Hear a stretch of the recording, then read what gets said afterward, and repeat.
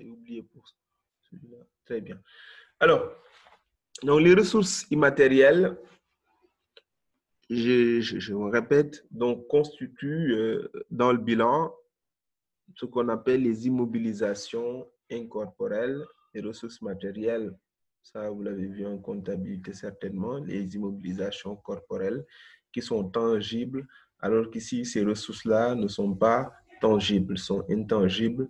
Alors, les ressources humaines, maintenant, qui correspondent au capital humain et les ressources financières que vous voyez dans le passif, du bilan. Ensuite, après l'analyse des ressources, il faut analyser les compétences. Analyse des compétences. Alors, vous allez me dire, parce que vous voyez souvent, on dit dans cette entreprise, on a de très bonnes ressources, on a le matériel qu'il faut, les ressources humaines sont là, mais ce qu'on manque véritablement, ce sont les compétences. Donc, c'est quoi? Oui, Youssoufa. Youssoufa a levé la main. Oui, bonjour monsieur. Oui, bonjour. Excusez de vous interrompre, mais par rapport à l'analyse de l'entreprise, Oui. vous avez déjà commencé par dire qu'il faut analyser les facteurs clés de succès. Ensuite, je n'ai pas suivi la transition entre cette analyse des facteurs clés de succès et l'analyse des ressources, des différents types de ressources. Est-ce qu'on analyse les ressources par les facteurs clés ou bien Non, deux non. analyses? Les facteurs clés de succès, on ne les analyse pas. Après l'analyse externe, c'est après l'analyse externe qu'on définit les facteurs clés de succès. L'analyse de l'entreprise, comme je dis, se résume en analysant, bien sûr, les ressources de l'entreprise. C'est comme j'ai dit ici, hein, il faut analyser les ressources de l'entreprise et analyser ses compétences. Ensuite, renforcé par l'analyse de la chaîne de valeur. Les facteurs clés de succès nous permettent seulement de reconnaître les forces et les faiblesses. Et les facteurs clés de succès découlent de l'analyse externe. Quand on a fait l'analyse externe, on comprend l'environnement dans lequel évolue l'entreprise. Et on va se dire, pour que notre entreprise soit compétitive, nécessairement, elle doit maîtriser tel ou tel facteur clé de succès. Je vous donne un exemple très simple. Imaginez, on veut faire le plan marketing de Air Sénégal International. Je pense que c'est comme ça s'appelle, Air Sénégal. Alors, on fait l'analyse externe. Comment on va faire l'analyse externe? On va étudier le marché du transport aérien, n'est-ce pas? L'offre, ce que Air Sénégal propose, la demande à qui cela s'adresse. On va analyser la concurrence, c'est-à-dire toutes les compagnies aériennes qui desservent, c'est-à-dire les concurrents d'Air Sénégal, les concurrents, bon, quand on verra l'analyse concurrentielle, il faut tenir compte de l'analyse de la concurrence directe, la concurrence indirecte, la concurrence potentielle. J'en avais parlé la dernière fois.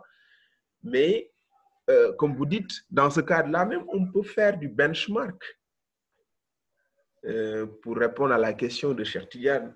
Donc, le benchmark a consisté à quoi? Analyser les compagnies aériennes qui ont véritablement un bon positionnement, tel que la RAM, tel que, comment ça s'appelle, Shaiba International, etc. On va analyser, on va faire une analyse comparative.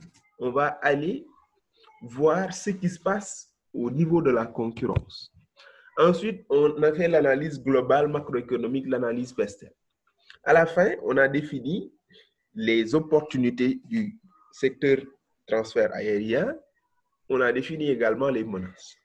En fonction de cette analyse, on va se dire, mais cet environnement qui est turbulent, marqué par une concurrence féroce, une concurrence très rude, pour qu'Air Sénégal International puisse être compétitive, qu'est-ce qu'il faut? Quels sont les facteurs qu'Air Sénégal International doit maîtriser pour dépasser ses concurrents? Alors, on va se dire, il faut avoir un système de réservation et d'information. Parce que le benchmark a montré que toutes les compagnies performantes ont un système d'information et de réservation. Ça, on va le mettre quelque part. Facteur clé de succès 1, système d'information et de réservation. Alors, deuxièmement, on a vu dans l'analyse externe qu'il faut la sécurité des passagers. On va dire facteur clé de succès numéro 2, sécurité des passagers. Alors, facteur clé de succès numéro 3, on va dire, il faut une image de marque de qualité. Il faut, comme je disais, un système de réservation d'information. Il faut. Ce sont ces facteurs-là qu'il faut définir. Mais ces facteurs dépendent de l'environnement.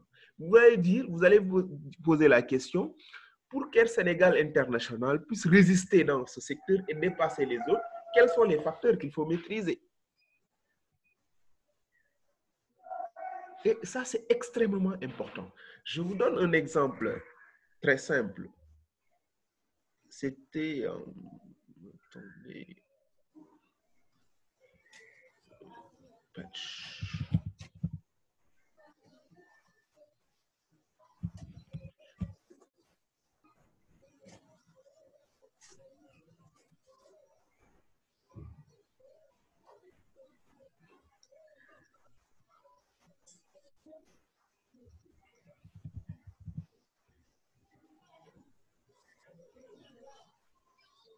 Voilà.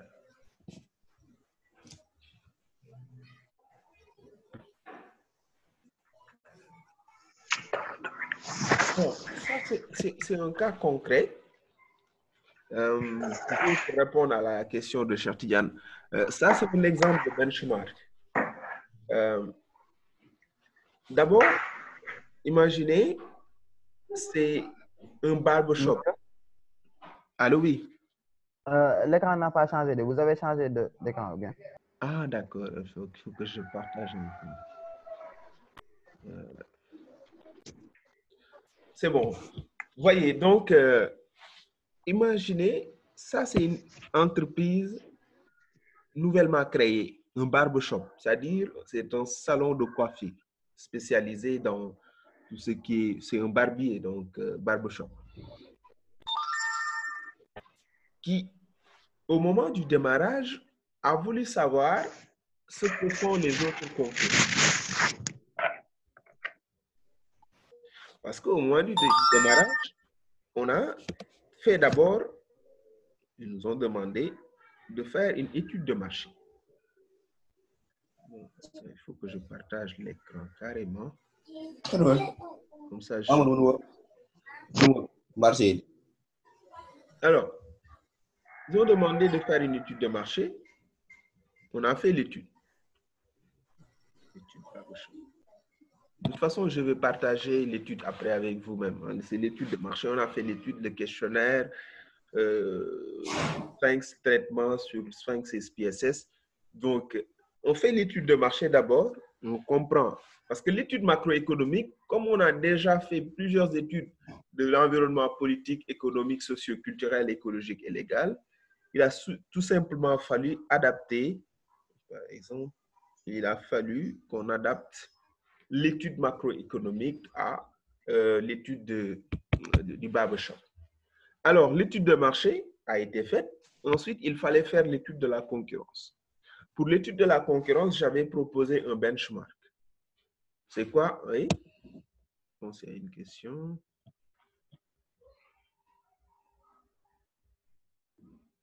Je ne vois pas la question. Hein? Attendez.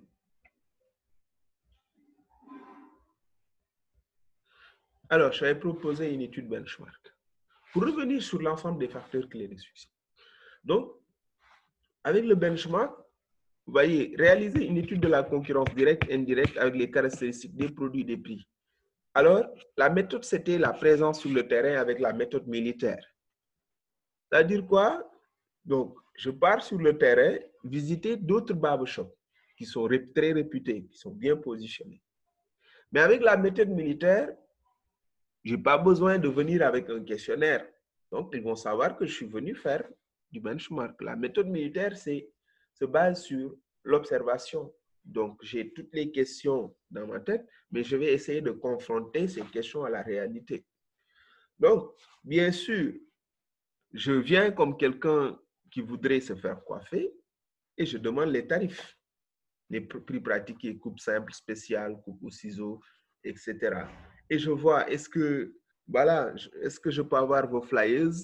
Ils me disent, non, non, on n'a pas de flyers. Donc, je prends toutes les informations. Je prends Barbershop comme, voilà. De toute façon, ça, à la fin du cours, je partagerai ça avec vous, vous allez voir, parce qu'il y a beaucoup. Mais c'est comme ça, il faut le faire. Donc, côté politique de produits, de prix, distribution, la communication, la localisation, les heures d'ouverture, l'image de marque, l'effectif, est-ce qu'il y a un parking, est-ce qu'il y a d'autres observations, etc. Donc, je le fais pour plusieurs barbershops. Voilà. Et à la fin, qu'est-ce que je fais? Je dis, écoutez, après avoir analysé les différentes informations obtenues, j'ai catégorisé ou j'ai segmenté même le marché avec les salons de luxe, les salons moyens et les salons bon marché. Et pour chaque type de salon, je mets même les types dans quel quartier on a les salons de luxe, dans quel quartier on a les salons moyens, dans quel quartier on a les salons bon marché. Alors, pour la cible également, la détermination du marché cible, son volume et sa segmentation. Donc, c'est ça carrément faire du marketing. Les moyens marketing utilisés, je mets tous les moyens marketing utilisés. Mais ce qui est plus important, c'est ça. Je dis à la dame, écoutez, si vous voulez réussir dans ce secteur d'activité, ce sont ces facteurs clés de succès-là qu'il faut maîtriser. Donc, oui? Oui, bon, j'ai une question. Oui, allez. Avec la méthode militaire, là, avec la méthode militaire, par exemple. Oui. Voilà, est-ce que si ça concerne des informations un peu confidentielles à l'entreprise, est-ce que ça ne va pas ressembler à de l'espionnage industriel? Non. Qui peut être possible quand même? Non, moi, ce que j'ai fait, c'est-à-dire quand c'est de l'espionnage, c'est quand on veut avoir, parce que vous voyez, il y a plusieurs types d'informations. Il y a les informations noires, les informations blanches et les informations grises. Vous voyez, la partie analytique n'est-il pas nécessaire de faire un benchmark? Ça, c'est la question, ou bien c'est toujours... Ou bien, cher, vous venez de poser encore la question, la partie analytique n'était-il pas de faire un benchmark? Le benchmark, comme je viens de vous dire, s'inscrit dans la partie analyse de la concurrence. Alors, est-ce que c'est de l'espionnage? Non. Parce que moi, je ne pars pas prendre des informations, ce qu'on appelle des informations noires ou des informations grises. Donc, ce sont des informations qui sont disponibles. Donc, je ne suis pas venu pour de l'espionnage, mais je suis venu en tant qu'observateur pour voir comment fonctionne un barbershop. Donc, si aujourd'hui, je voulais tout faire pour prendre les états financiers, combien ils gagnent dans la journée, etc., ça, ce sont des informations d'ordre confidentiel.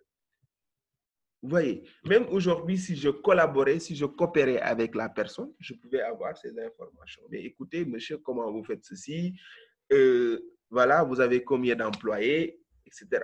Tout ça, je ne pose pas, mais j'observe. C'est à travers l'observation que je vois que, ils ont 4 coiffeurs. Alors, c'est à partir de l'observation que je vois qu'ils ont beaucoup de clients parce que je pars dans les jours de la semaine, mais également le week-end, je fais un tour là-bas, je vois que le samedi et le dimanche, il y a plus de clients que les jours de la semaine.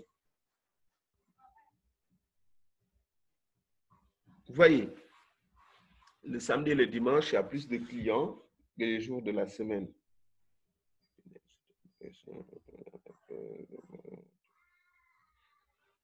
Vous voyez, donc, c'est ça. Donc, aujourd'hui, quand vous ne prenez pas les informations noires, ce n'est pas de l'espionnage. Des informations que vous pouvez avoir sur le site Internet de l'entreprise ou bien d'autres informations que vous pouvez avoir sur place, ce ne sont pas des informations noires. Alors, ce sont des informations... Oui, cher Tuyane. Allô? C'était juste par rapport à l'espionnage industriel. D'habitude, on parle d'espionnage industriel. Par exemple, si on prend, par exemple, j'ai mon entreprise Et voilà, j'envoie quelqu'un dans une entreprise concurrentielle pour qu'il puisse faire là-bas un stage et récupérer des informations confidentielles. Là, on parle d'espionnage industriel. Ouais, c'est quand c'est confidentiel, c'est là qu'on parle d'informations noires.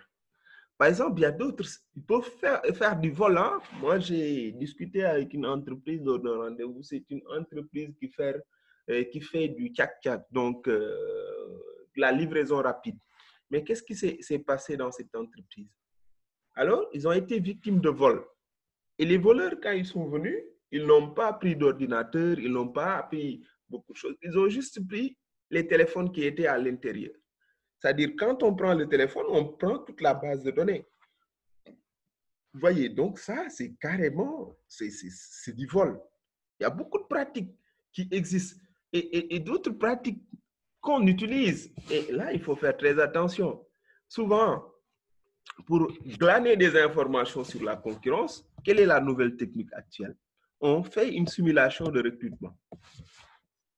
On fait une simulation de recrutement. On dit, par exemple, Chartiyan travaille dans une entreprise agroalimentaire, agrobusiness, et nous, on veut se lancer dans le même secteur d'activité, mais on n'a aucune connaissance dans ce secteur. Alors, vu l'expérience de Chartiyan, l'expérience des autres, qu'est-ce qu'on fait? On fait appel à candidature. Alors, Chartiyan va postuler.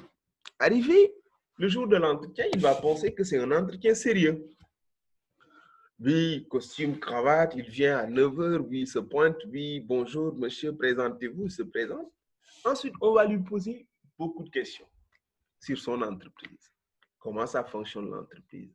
Alors, quelles sont les nouvelles méthodes d'agriculture? Qu'est-ce que vous utilisez? Comment, etc. On va vous poser plusieurs questions juste pour glaner de l'information. Après, vous allez penser qu'on va vous rappeler, mais on ne va jamais vous rappeler. Et ça existe en ce moment. Il y a beaucoup d'entretiens, ce sont des entretiens juste pour faire du benchmark. C'est juste pour voir ce qui se passe. Par exemple, aujourd'hui, Tigo veut savoir ce que la Sonatel prépare du côté du mobile money ou mobile banking. On va dire, mais actuellement, Free Cash, comment ça s'appelle encore le service de transfert d'argent de Free? C'est Free Money, je pense. Hein? Donc, pour avoir les gens d'Orange Money, on va faire Free Money. Est-ce que c'est Free Money ou pas? Donc, qui recrute. Et on lance une campagne de recrutement. Vous savez, là aussi, ceux qui sont au niveau de la Sonatel ou bien d'Expresso, peut-être peuvent postuler parce qu'on n'est pas dans une entreprise pour jouer éternellement les seconds rôles. On veut progresser. Et les abeilles également sont toujours à la recherche de miel. Donc, les gens, comme ils veulent aller vers le sommet, ils veulent creuser leur sillon vers le sommet. Quand ils voient un poste libre quelque part, immédiatement, ils postulent. Et le jour de l'entretien, ils feront tout pour convaincre les recruteurs. Et pour convaincre les recruteurs, des fois, ils sont obligés de donner des informations confidentielles. Alors, ils vont vous dire que non, la Sonatel est en train de préparer un QR code. Alors là aussi, comme je sais que mon concurrent prépare une innovation majeure dans ce secteur, alors je fais tout pour anticiper. C'est ça la prise de décision. Si on n'avait pas cette information, on ne pourra pas prendre les bonnes décisions. Et dans ce secteur d'activité-là, vous parlez de vol ou bien d'espionnage industriel, vous savez ce que disent les managers dans leur tête? Ils se disent qu'il faut savoir nager avec les requins. Ils font tout ce qu'ils veulent. Ils font tout pour être compétitifs. Ils font tout pour gagner des parts de marché. Ils ne sont pas des enfants de cœur. Dire que non, le fait de convoquer des gens en recrutement et glaner des informations par-ci, par-là, ce n'est pas éthique. C'est vrai, ils savent que ce n'est pas éthique. Mais eux, ils s'en foutent. Carrément, vous m'excusez. Ils veulent tout simplement prendre de l'information pour pouvoir surpasser, pour pouvoir devancer leurs concurrents. C'est ce qui les intéresse à ce niveau. Ils ne sont pas des enfants de cœur. Ils ne sont pas éthiques du tout. Il y a beaucoup qui ne sont pas éthiques. Imaginez ce qui s'est passé avec Lisa. Je ne sais pas si vous connaissez la boisson Lisa.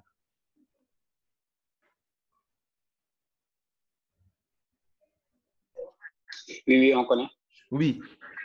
La boisson Lisa, c'est l'entreprise NBA, la nouvelle brasserie africaine, qui avait lancé la boisson Lisa. Vous vous rappelez? 94 avec Chertal Dioum. Chertal Dioum, qui était de Louga et qui avait lancé sa boisson et qui avait pris le nom de la première dame, Elisabeth Diouf, comme nom de marque, Lisa. Alors, qu'est-ce qui s'est passé par la suite? Je pense que ça aussi, il faut le comprendre. Et je pense que comme vous avez un cours, bon, ceux qui font chaîne de valeur, ils ont un cours d'intelligence économique. Et dans l'intelligence économique, c'est 3 stratégies. La stratégie offensive, défensive et d'attaque. Alors, qu'est-ce qu'ils ont fait au début? Le fait d'être très proche du président, et ça, vous le voyez dans le contexte actuel, les hommes d'affaires font tout pour être très proches du président, c'est-à-dire faire un lobbying, une communication d'influence pour vraiment bénéficier des largesses du gouvernement ou bien du président de la République. Donc, ils font tout pour faire une communication d'influence, une campagne de lobbying, etc. Alors, qu'est-ce qui se passe? Donc, quand, avec sa proximité avec le président, Chertal Dioum, Abdou Diouf lui avait donné la possibilité d'importer le sucre de la Gambie. Donc, vous retenez l'histoire, hein? L'histoire de Lisa du début jusqu'à la fin. Donc, c'était ça. Il crée son entreprise dans un secteur qui vraiment, vous voyez, le géant du secteur, c'est la Soboa. Soboa, géant du secteur, qui existe depuis longtemps. Alors aujourd'hui, une entreprise bien de chez nous, une entreprise sénégalaise, décide de concurrencer le géant Soboa. Écoutez la suite. Donc, il a pris Elisabeth Diouf, la marque Lisa, Diouf, je lui donne la possibilité d'importer le sucre de la Gambie. Alors qu'au Sénégal, il y a une très grande compagnie qui a le monopole du sucre. C'est la CSS, la compagnie sucrière sénégalaise. Et la CSS appartient au groupe Mimran, qui est le lobby le plus puissant du Sénégal. Alors, qu'est-ce qui s'est passé? Ensuite, Chertal Dioum a été calomnié à un moment donné.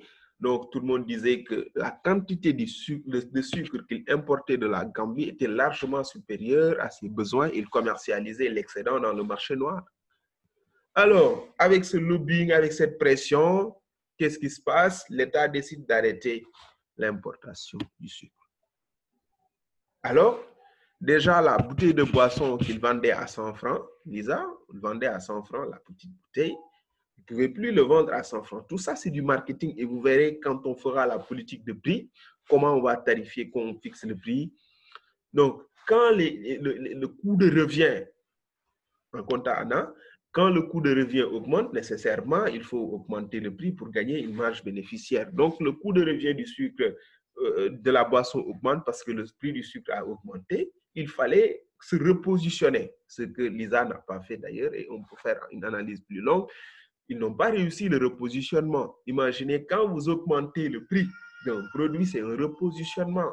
Et il faut une cohérence entre le produit, le prix, la distribution et la communication. Tout ça, on va le voir. Mais juste pour vous raconter l'histoire. Mais en plus de ça, ils étaient victimes de quoi? Alors, la Soboa faisait tout pour garder la proximité avec les revendeurs, avec les boutiquiers, les épiciers. Alors, la Soboa peut demander aux épiciers, si vous nous donnez une palette de Lisa, on vous donnera 2 ou 3 palettes de Coca-Cola. Mais imaginez, et les bouteilles de Lisa, on les cassait. Sachant que la matière première, la bouteille, ça coûte cher. Donc, ils cassaient carrément. Donc, ça aussi, c'est une concurrence déloyale. C'est une concurrence carrément déloyale. Et à la suite de ça, donc, à un moment donné, Lisa n'avait pas la possibilité, n'avait pas les capacités financières de résister.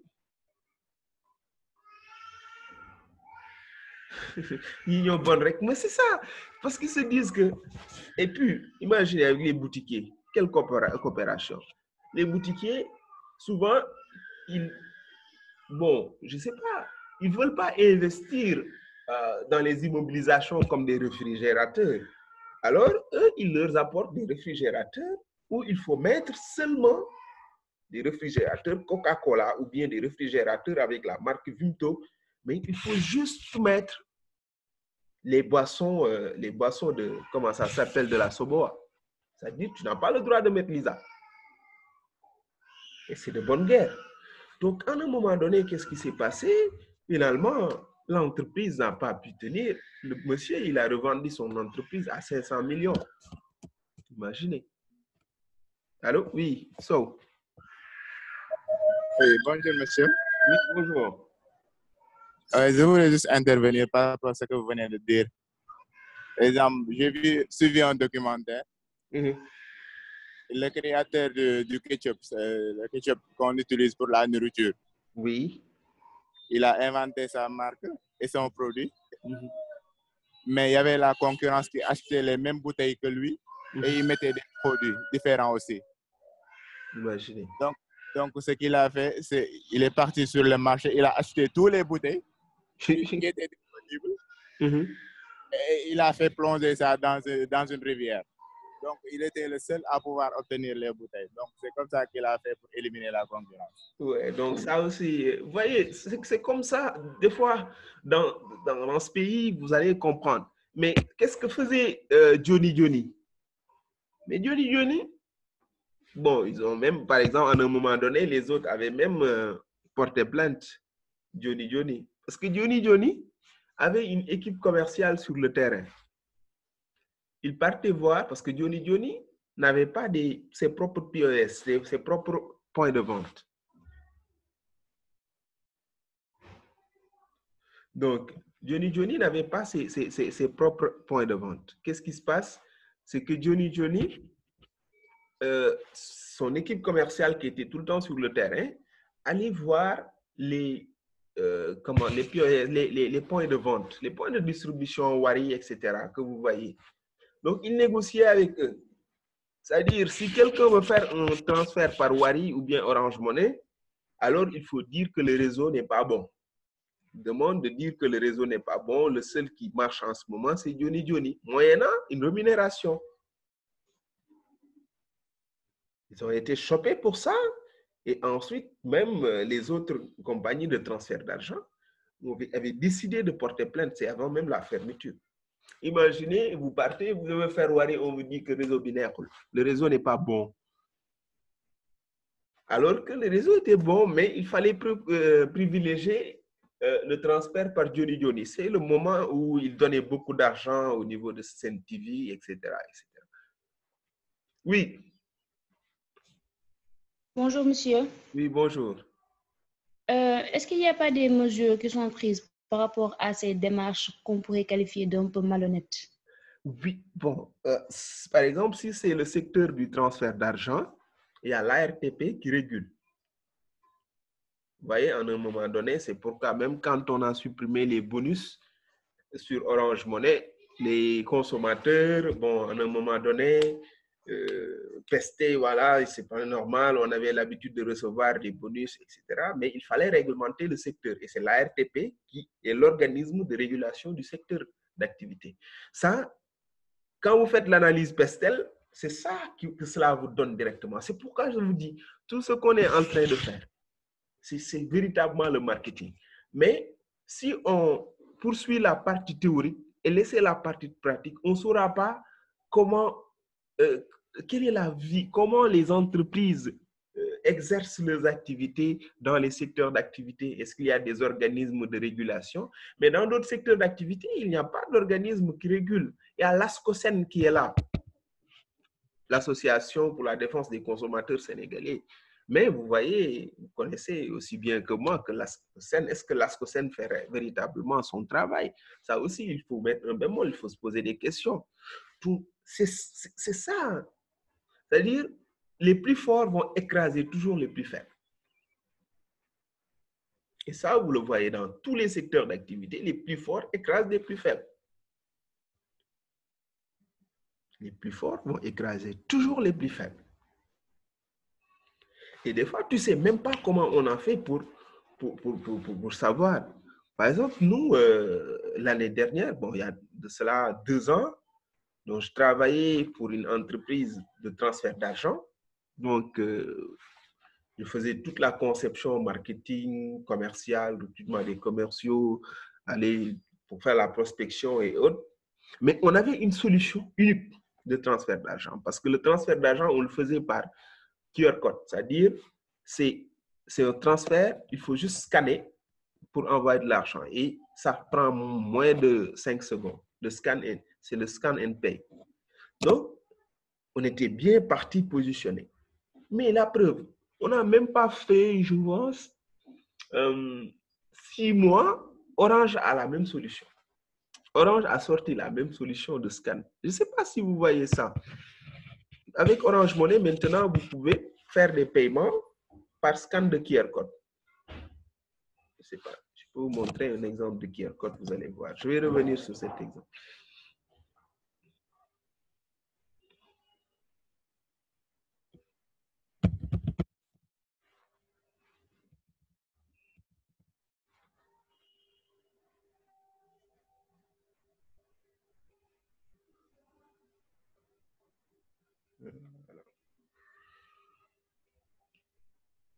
Est-ce que vous voyez l'écran?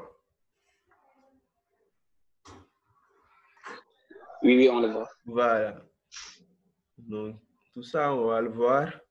Avec ça, c'est ce qu'on appelle le slogan de positionnement. Et donc, ça, c'est l'étude macro. Voilà, c'est ça le QR code. Donc, pour faire ton paiement, il suffit tout simplement de prendre ton smartphone et voilà, scanner et payer. Scan and pay. Donc, très rapidement, vous scannez en moins de 5 secondes, vous payez. Et pour illustrer le paiement ultra rapide, vous voyez, il n'y a pas une meilleure manière d'illustrer les paiements. C'est-à-dire, par rapport aux concurrents, c'est comme si c'est Usain Bolt, le Calpé et les autres, ils sont toujours derrière parce que c'est ultra rapide. Voilà. Et c'est vraiment rapide. Donc, tu scannes, tu mets le montant et rapidement, ton paiement est fait. Mais pour vous dire que la concurrence, tu ne comprends pas comment ils ont fait très rapidement pour mettre en place cette innovation. En moins de 6 mois, ils ont sorti la même solution. Et quand vous voyez dans les supermarchés, je peux même vous transférer ce que Orange a fait dans votre groupe, vous allez voir. Mais monsieur, il n'y a pas de droit d'auteur, Hana. Hein? Il n'y a pas de droit d'auteur. Non, mais pour certaines solutions d'innovation, tu n'as pas, tu peux pas carrément sécuriser. Parce que eux, c'est par rapport à une application. C'est aujourd'hui comme si, c'est un secteur ouvert. Tu ne peux pas dire que voilà, moi je suis l'initiateur du QR code parce que le QR code existait aux États-Unis, le QR code existe dans d'autres pays. Donc, ça, c'est une innovation qui n'est pas carrément radicale. C'est une innovation incrémentale. On a pris une solution qui existe avec 8 pays, qui existe déjà en Chine, mais qui n'existe pas encore au Sénégal, qu'on a essayé d'expérimenter. Alors, eux aussi, après, quand ils verront que oui, il y a une entreprise sénégalaise qui le fait et ça réussit, Orange, ils ont les moyens. Très rapidement, ils peuvent déployer la solution. Donc, c'est ça. Mais monsieur, ce n'est pas seulement Orange qui utilise le QR code. Il y a également Wave qui l'utilise actuellement. Mais Wave, c'est différent. Wave, le QR code, ça vous permet, c'est un QR code qui permet d'avoir le compte client. Est-ce que Wave, au sein de Wave, est-ce que pour payer, il faut scanner le QR code? Bon, pour le retrait d'argent, ils peuvent scanner le QR code. Oui, mais c'est-à-dire, nous, la solution, c'est quoi? C'est une solution de paiement, c'est une solution de transfert d'argent. Je pense que je peux même vous envoyer la démo, vous allez voir.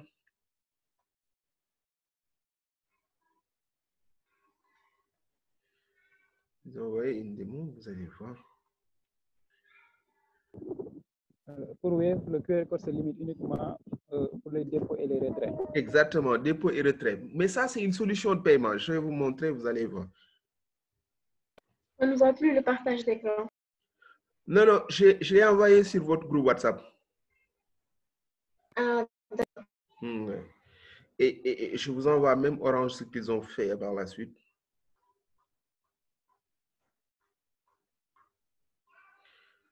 Voilà. Après.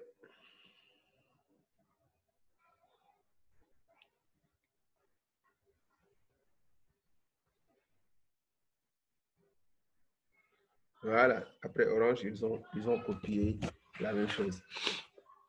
Donc, pour vous dire tout simplement, comme on dit, il faut savoir nager avec les requins. Ça, il faut le retenir. Savoir nager avec les requins.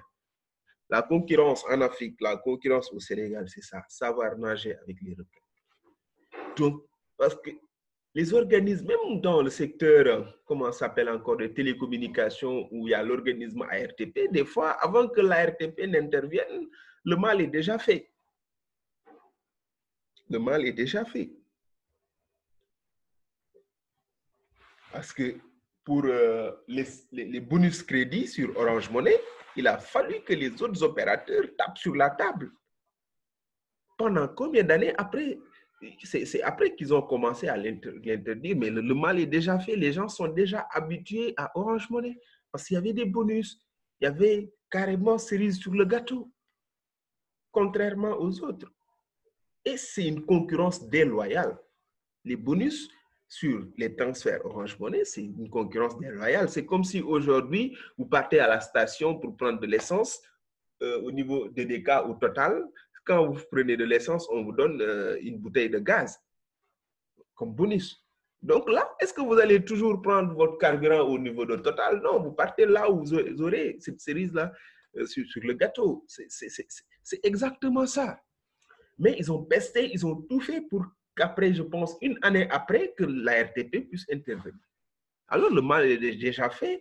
Orange Money s'est déjà positionné. Orange Money a déjà supplanté Wari, parce que c'est Wari qui était leader incontesté du secteur d'activité.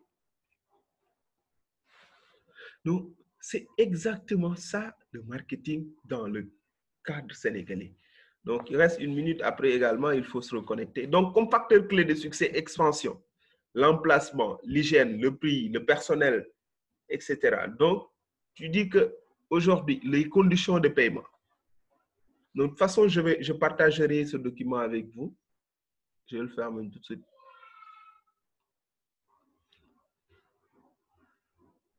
Pour les cas concrets, on en a. Voilà. Ça va couper dans une minute. 4 ressources, vous voyez, les ressources immatérielles, les ressources matérielles, les ressources humaines financières, les compétences. C'est quoi une compétence? C'est la capacité à mettre en œuvre une ressource pour atteindre un objectif. Capacité à